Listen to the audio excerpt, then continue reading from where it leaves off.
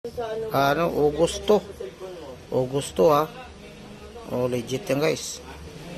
Legit yan. Ayan, legit yan. Augusto, nagsimula ako ng alas 12 ng madaling araw. Ayan, alas 12. Oh, alas 12, 3, 2:13 AM. Ayan ha. Yung mga cancel na guys. Alam mo na yan, mga long ride yan. Mga long ride na pupunta ng malayo, tapos mga area na walang makuhang booking, kaya ayaw ko yan. Gusto ko yung ano guys, legit talaga, legit yan. Ayan, malayo yan guys, malayo yan, punta tang Fairview yan. Hindi ko kumukuha ng mga ganyan. Kung paramihan lang naman ng guys, kaya. Ayan, kita mo mga cashless na yan guys. Cashless, diba?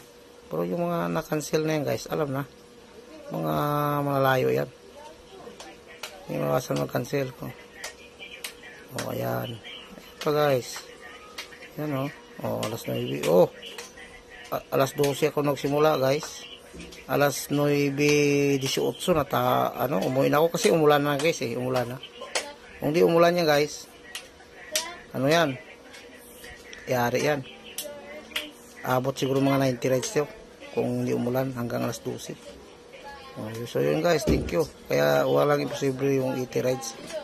Kinaya nga ng iba kakayanin yan. Kaya shoutout kay Ronel binidyohan ko lang ito kasi para maniwala naman yung iba. Literal na gurami talaga yan guys kasi magkano lang, 4.6 lang yan. Gurami talaga. Pag malayo guys, cancel ko yan.